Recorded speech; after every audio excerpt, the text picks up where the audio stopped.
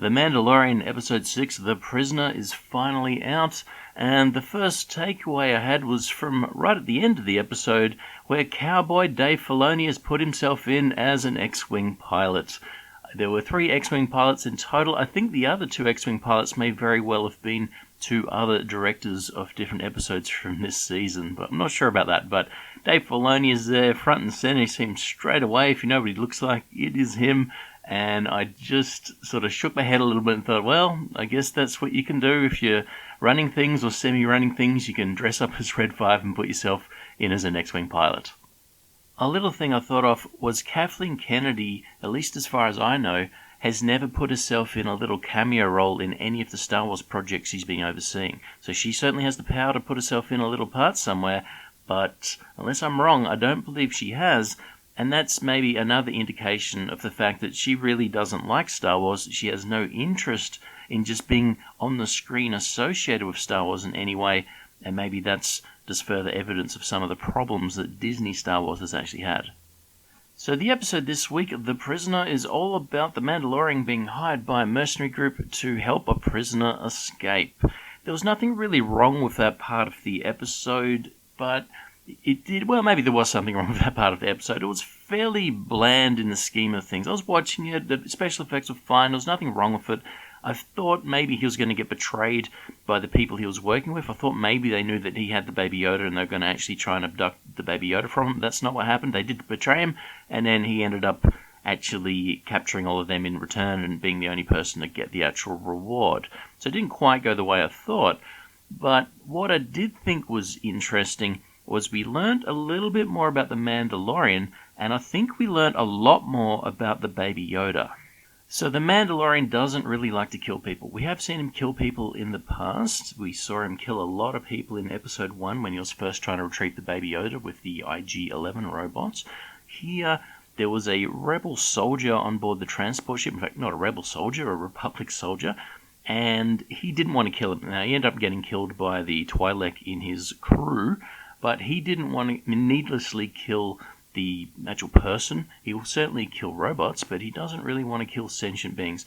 When the crew betrayed him and locked him up in a prison cell, he hunted them down, they fought, and he actually locked them up in prison cells in return rather than killing them, and he could have easily killed them in the state they were at the end. So he didn't even kill people who had locked him in a cell.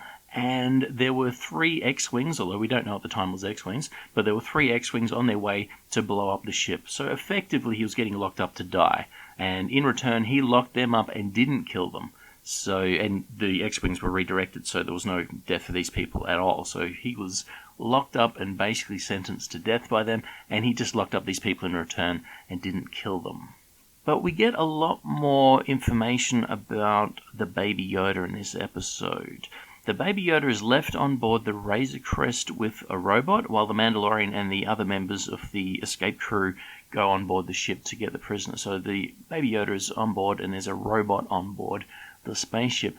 Now, the spaceship, the Razor Crest, I thought that was the name of the generic type of ship, because the blue guy in Episode 1 recognized it and said, "Oh, Razor Crest," and I assumed that was like saying, "Oh, it's an X-Wing," or "That's a YT-1200 freighter," not "That's the Millennium Falcon," a specific name for a ship instead of the actual type. But anyway, so Razor Crest is the name of his ship. I thought it was the type of his ship, I think.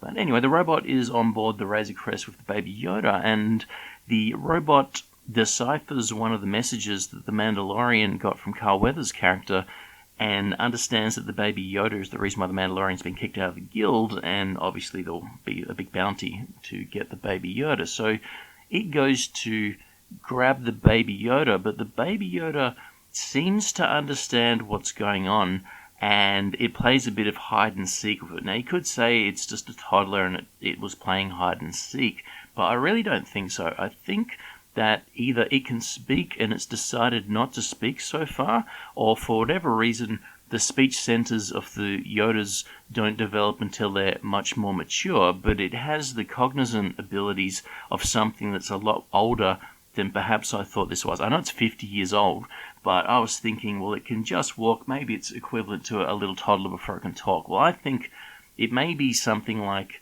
a 5-year-old or somewhere around there, maybe 3-year-old, but I'm thinking it's more like a 5-year-old where It kind of knows what it's doing. It does have this little cute baby face on it, but that's just the way that this species may look at that age. So trying to interpret how old it really is or how intelligent it is, I think it's a little bit difficult. But here we can see what I believe is motive and understanding. Now, if we go back, I think it was episode 2, when the Mandalorian was fighting the kind of shaggy dinosaur thing in the cave for the Jawas. Was that episode 3? I think it was episode 2.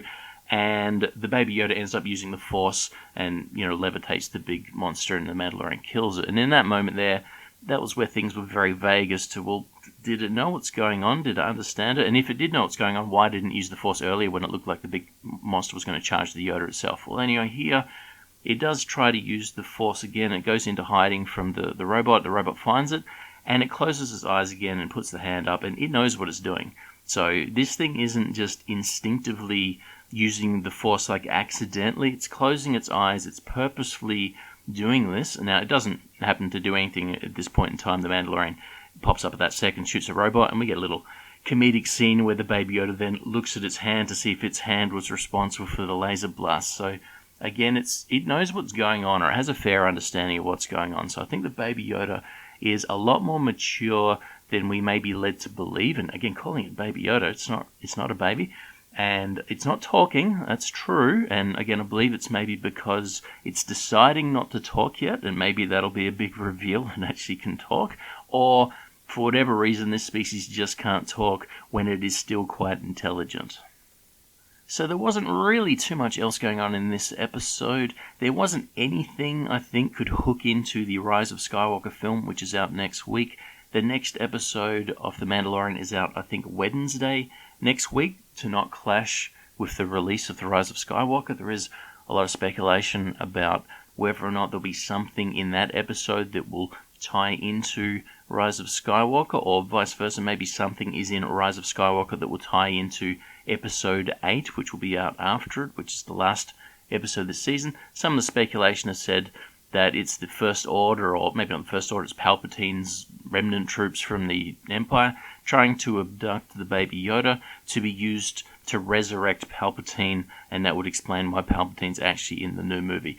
I actually don't think that they would be smart enough to do something like that. I do think bringing Palpatine back is a terrible idea, but having to have a Baby Yoda to maybe somehow bring him back to life, it's something. I don't know, it's probably better than what the explanation will actually be in the movie, but nonetheless, that has been speculated for quite a few weeks now. I don't think it'll tie into The Rise of Skywalker at all. Again, I think that's probably just too smart for Disney Star Wars to have actually done. But we'll see what happens next week. Maybe there'll be some First Order stuff or some Empire stuff in Episode 7. Thanks for listening, and I'll catch you next time.